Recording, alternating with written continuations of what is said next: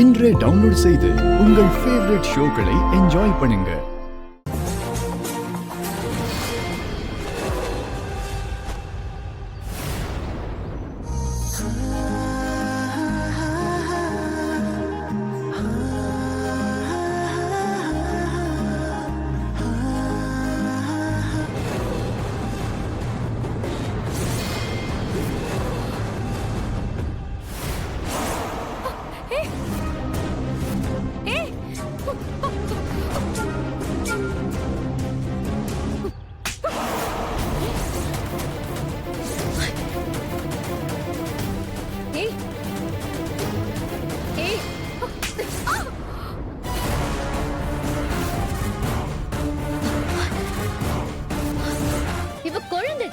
இவளுக்கு என்ன தெரியும்?